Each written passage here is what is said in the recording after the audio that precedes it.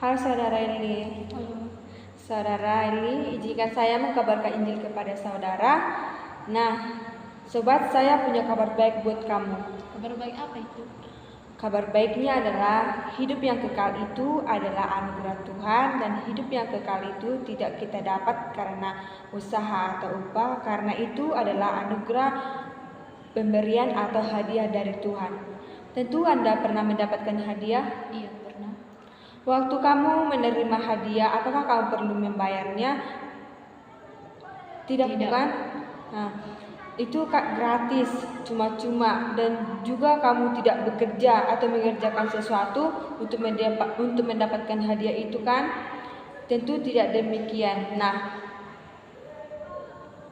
demikian juga hidup yang kekal itu diberikan secara cuma-cuma, gratis, tanpa kita berusaha dan tanpa mengerjakan sesuatu untuk mendapatkan. Nah, tetapi saudara, walaupun hidup yang kekal anugerah itu, tapi semua manusia di dunia ini tidak layak menerimanya. Nah, apa yang menjadi penghalang setiap orang menerima anugerah hidup yang kekal itu? Yaitu dosa. Tentu saudara Elni setuju dengan perkataan saya ini.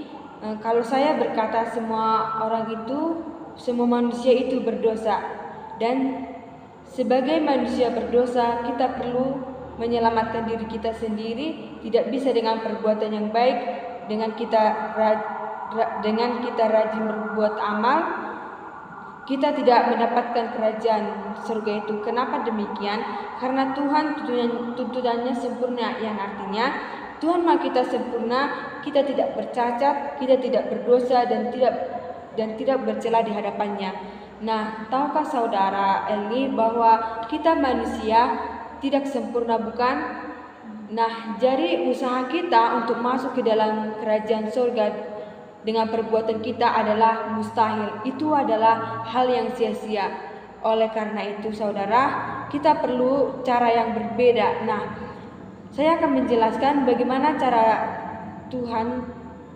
Kita lihat bagaimana cara Tuhan.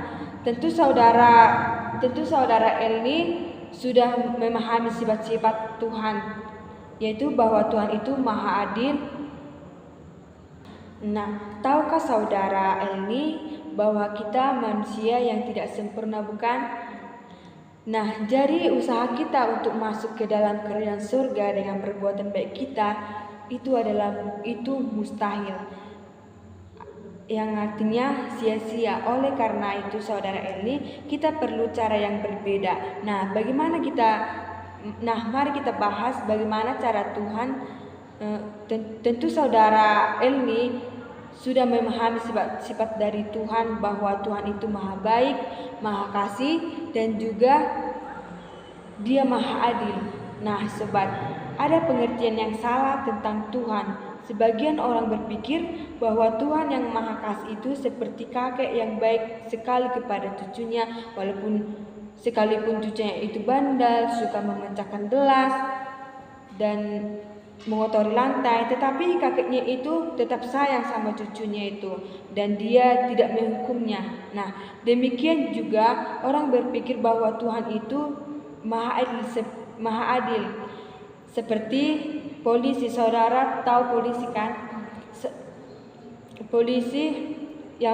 Yaitu polisi sebagai penegak hukum yang ketika melihat penjahat, tentunya dia akan menegakkan hukum kepada penjahat itu. Dia berlaku adil dan tidak ada kasih. Nah, ini pengertian yang salah tentang Tuhan.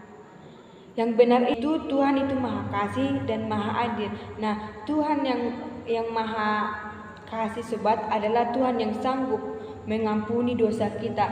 Berapapun dosa kita, Dia sanggup mengampuni kita dengan kasih-Nya yang kekal, yang sungguh Dia mengampuni kita dengan kasih-Nya yang kekal.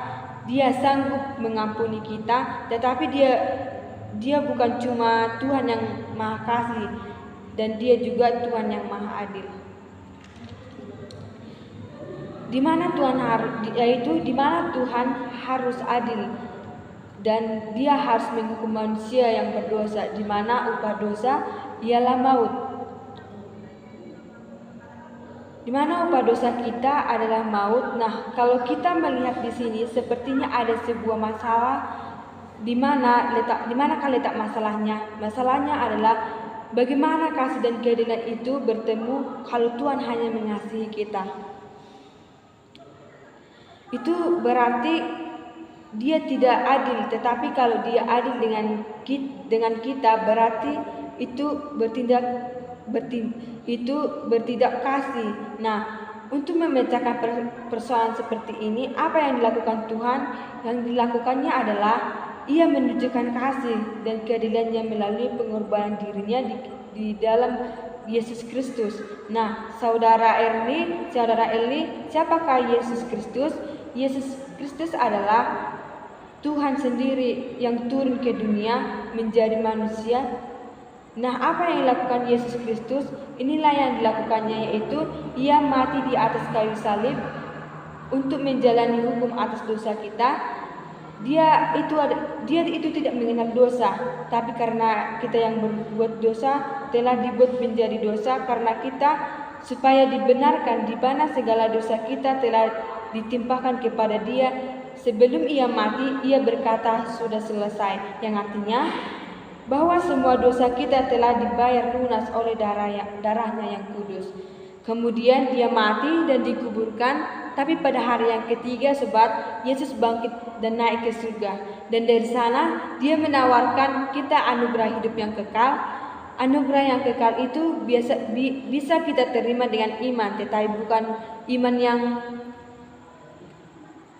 iman yang merompat dalam gelap, yaitu iman yang sekedar percaya atau asal ikut-ikutan saja, atau iman berdasarkan akal saja, yaitu hanya masuk akal lalu tidak mengandalkan dia tidak punya hubungan dengan Yesus atau juga dengan iman. Sementara itu iman yang mengandalkan Yesus untuk kebutuhan di dunia ini. Tetapi untuk mendapatkan hidup yang kekal itu sobat, kita harus memiliki iman yang menyelamatkan, yaitu mengenal dan mengandalkan Yesus Kristus sebagai Tuhan juru selamat kita, yaitu memperoleh hidup yang kekal itu. Nah sobat, apakah yang saya jelaskan Anda mengerti? Nah, jika kamu mengerti dari yang kita bicarakan tentang anugerah hidup yang kekal ini, nah kalau anugerah hidup yang kekal ini diberikan kepada Anda, apakah Anda dapat menerimanya? Saya dapat menerima. Nah, kamu menerimanya. Kalau kamu menerima itu berarti kamu bersedia menerima Yesus di dalam kehidupan Anda, dan juga berarti kamu bersedia untuk mengalihkan dan pandangan dirimu kepada Yesus. Iya, saya bersedia.